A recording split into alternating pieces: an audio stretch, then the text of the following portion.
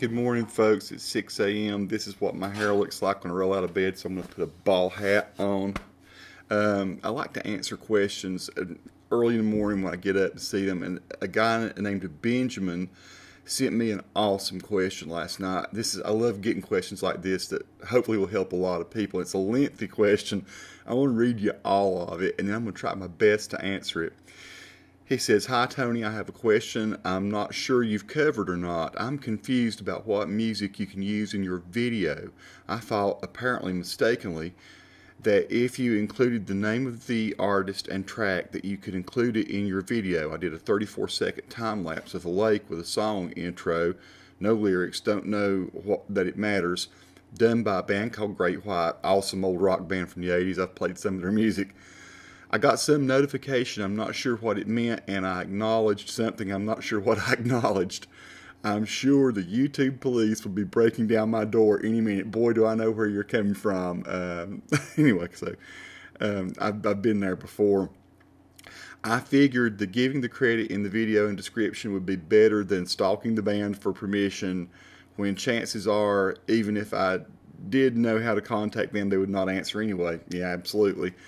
I see you've done some videos where you play and your wife sings songs done by bands, and I'm curious how you got permission and what hoops you had to jump through, if any. Of course, I've never heard of any of the artists GoPro uses in their templates, and I'm wondering why it's okay to use them without hearing from the video police over, say, Great White, Elton John, Marshall Tucker, etc. Thanks in advance for your answer. What an awesome question. Okay, let me tell you what I've learned over the years about music, and I'm still learning all the time. Number one, anytime you use a copyrighted song, a performance by someone else, let's say it's an Elton John song, let's say it's Dire Straits, let's say it's Lady Gaga, it matters not. They do own that song. Doesn't matter how much of it you put out there. If it's just a brief snippet of it, it doesn't matter if you give them credit or not.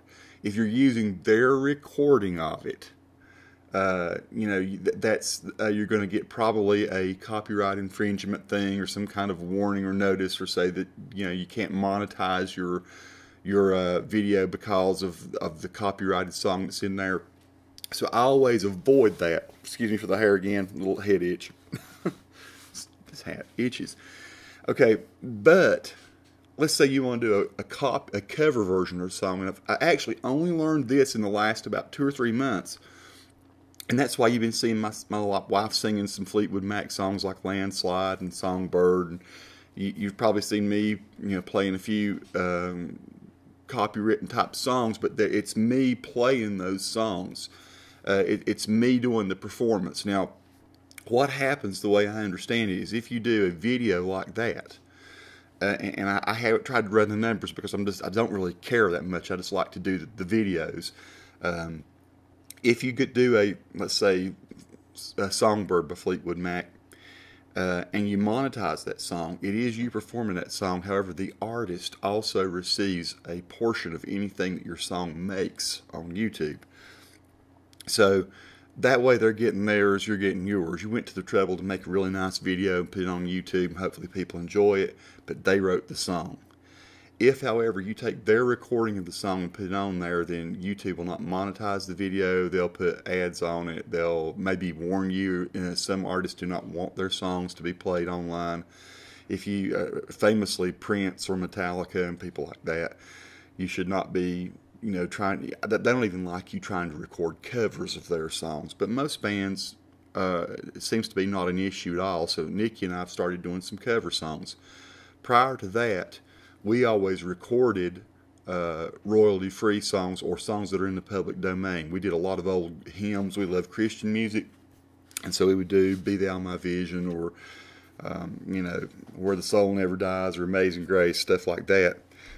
Or old songs, maybe even songs from the 40s, 30s, whatever, that have entered into the public domain. So you can do a search for public domain songs, and you can find those online, and you can cover them. You can actually use the recordings of them if you want to. You just have to prove to Google or to YouTube that the song you're using is in the public domain. And so what I do is if I do that, use that kind of song in a video, then I usually at the end of the video or whatever, maybe even at the beginning of the video, you might maybe see on some of mine, I'll say this is public domain song.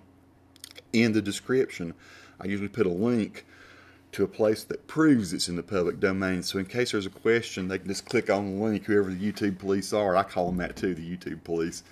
They can click on that link and go see that it's in the public domain. The other thing, and this is the one I highly recommend you do, it's not that expensive to do it. There's a lot of companies that do this, but the company I think that does the best job is called Digital Juice.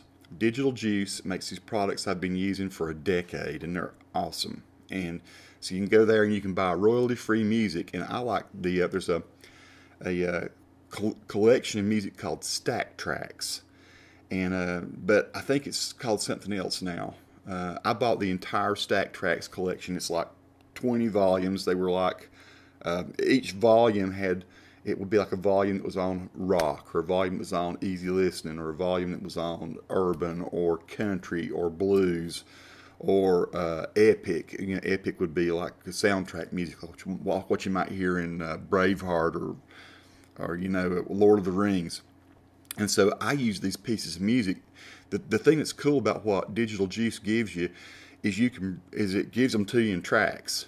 So in other words, if you've got some song that's a really great country type song that you want to use, or maybe it's a beautiful acoustic, it might have a guitar and a mandolin and a fiddle and a banjo and some drums of some sort and an upright bass. Let's say you like that piece of music, but darn it, that mandolin just drives you nuts, and that fiddle ain't cutting it, or I would like that fiddle just in one part or the other. You can actually pull these 8 or 9 or 10 tracks of music that they give you. They give it all to you in tracks. It's all very high quality, like 48 kilohertz, you know, very well sampled music. You can pull it into Adobe Audition or whatever nonlinear editor you've got. If you have a good sound editor, you know, I use the Adobe Creative Suite, and so it comes with Adobe Audition, which is awesome. I can pull all those tracks in. I can mute tracks. I can cut those sound tracks and move parts of it around. Maybe I'd like for the chorus to play twice instead of just once. I can actually cut that and move it over. It's fantastic. So Digital Juice, I'm a big time endorser of them. I don't get paid anything of them. I've just used their stuff for a long time. I've bought every bit of it. And so a lot of times when I do my soundtracks or put some music into it, I'll actually put the title of the Digital Juice track that I'm using. I'll make sure that it says it's royalty free, and what I've created me a little text file that I keep over here on the side, and here's what it says. It says, "Note to YouTube police, all music in this video is royalty free," and I put it in capital letters, "from my Digital Juice Stack Track collection that I personally own," and I put it in big letters too. Here's a link to the agreement Stack Tracks layered music copyright and licensing information, and it has a very long link here that goes to the Stack Tracks library, or to the licensing information. So they can click on that link and they can go there and say, oh, okay, it's this company that sells royalty-free stuff. And then I usually say something like, the track I use here is called 1969 from a collection called Groovy. And so they have this and I used like a surf type song in one of my videos. Folks, that's the secret to the way I do it. Other people might do it different ways, but I always try to let them really know I'm using royalty-free music. If I do a cover song, I actually mention in the description that it's a cover song.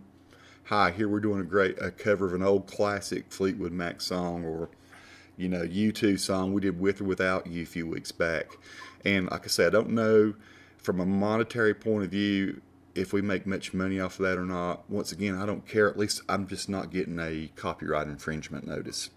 And if, however, we took the U2 song and we're standing there singing along to the U2 song, it's actually playing in the background, or if something's, I have to be careful about TV going in the house. Sometimes there'll be TV commercials, and I think I've had videos censored before because there was something on the television in the background. So I've tried to be cognizant even of that. I try to be careful about it.